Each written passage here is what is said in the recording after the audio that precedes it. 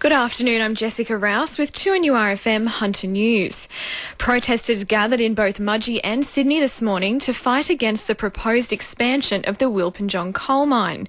The community of Walla, 1.5 kilometres from the proposed mine, are fighting against it, fearing that it will wipe out their small town. Resident Bev Smiles says because a public hearing is being held, they now have no legal rights to appeal any decision the Planning Assessment Commission will make. Well, our community had asked the Minister for Planning not to direct the Planning Assessment Commission to have a public hearing for this project because that takes away our right to appeal the decision in the Land and Environment Court. So the Minister ignored our request.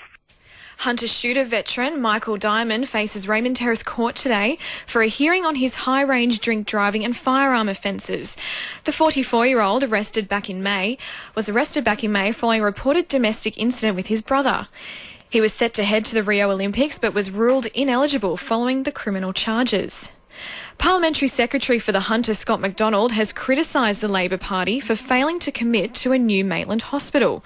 Opposition health spokesman Walter Cord publicly announced yesterday the Labor Party would reassess its promises in 2018.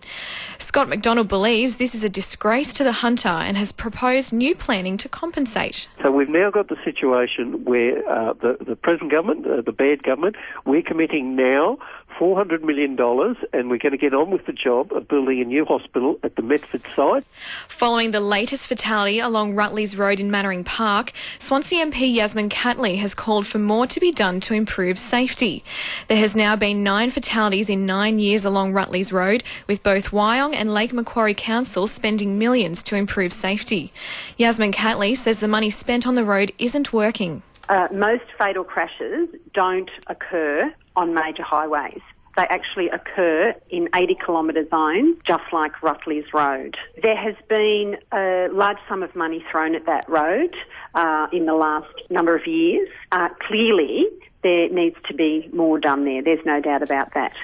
And 4 University of Newcastle students will be jetting off overseas thanks to new Colombo Plan scholarships, which aim to strengthen ties with the Indo-Pacific. The students were presented with their scholarships last night at a dinner in Canberra by Minister for Foreign Affairs Julie Bishop and Minister for Education and Training Simon Birmingham.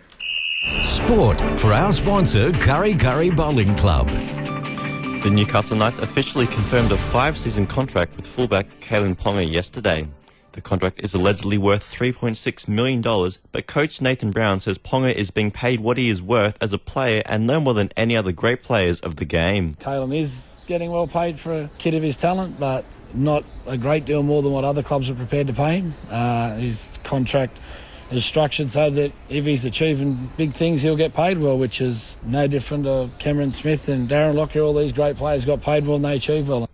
Maitland harness racing driver Dan Morgan is keen to get back on the track after a frightening fall on Sunday night. The 20-year-old landed heavily after his horse, Dreaming Big, locked wheels with an outside runner's. He was catapulted high in the air and left concussed and motionless on the track.